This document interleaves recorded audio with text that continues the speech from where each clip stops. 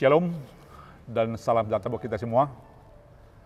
Bapak Ibu jemaat yang dikasihi oleh Tuhan kita, Yesus Kristus, senang kembali untuk bertemu dengan kita melalui renungan harian HKBP Jambi hari ini dalam channel YouTube HKBP Jambi. Namun sebelum kita memulai aktivitas kita hari ini, mari kita satukan hati kita untuk berdoa. Kita berdoa. Kasih karunia dan damai sejahtera yang dari Allah Bapa dan dari anaknya Tuhan kita Yesus Kristus, itulah yang memelihara dan memberkati kamu di dalam nama anaknya Tuhan kita Yesus Kristus. Amin. Shalom saudaraku, jemaat yang dikasihi oleh Tuhan kita Yesus Kristus. Firman Tuhan yang menjadi renungan harian bagi kita hari ini, Rabu tanggal 6 September 2023, sebagaimana yang ditulis di Almanak HKBP, tertulis di Lukas pasal 9 ayat yang ke-35, akan saya bacakan isinya demikian.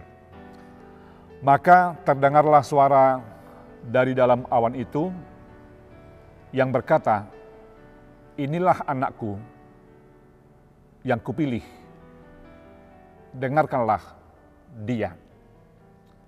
Demikian pembacaan firman Tuhan. Kemuliaan adalah buah daripada kesetiaan dalam menyelesaikan tugas dan tanggung jawab.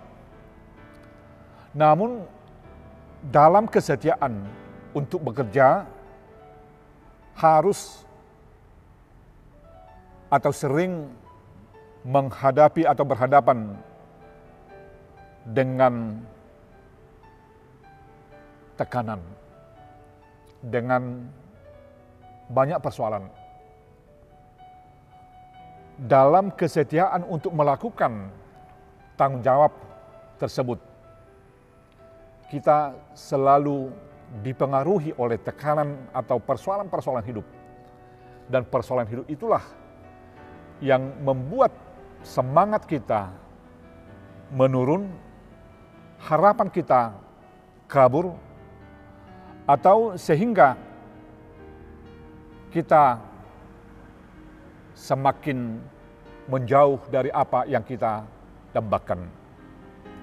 Apalagi kita yang hidup di era yang semakin maju, dengan dipenuhi, ditandai dengan alat-alat komunikasi transformasi yang begitu maju, maka kita sering dan banyak mendengarkan informasi-informasi atau suara-suara dari luar.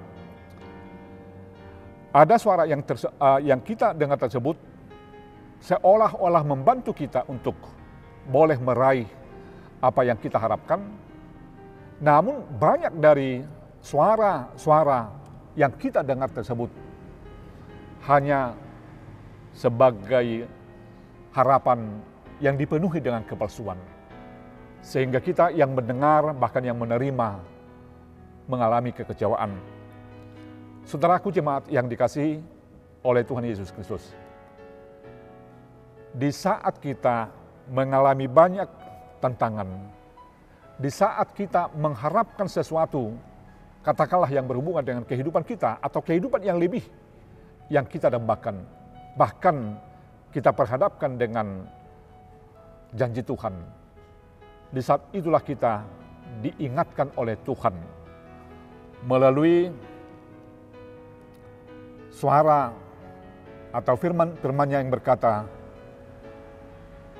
"Inilah anakku yang kupilih, dengarkanlah dia."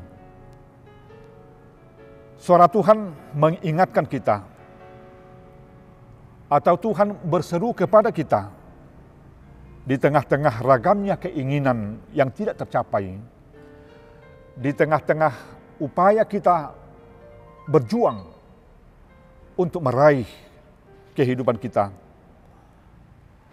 Namun kekhawatiran, kegelisahan itu yang selalu mempengaruhi kita.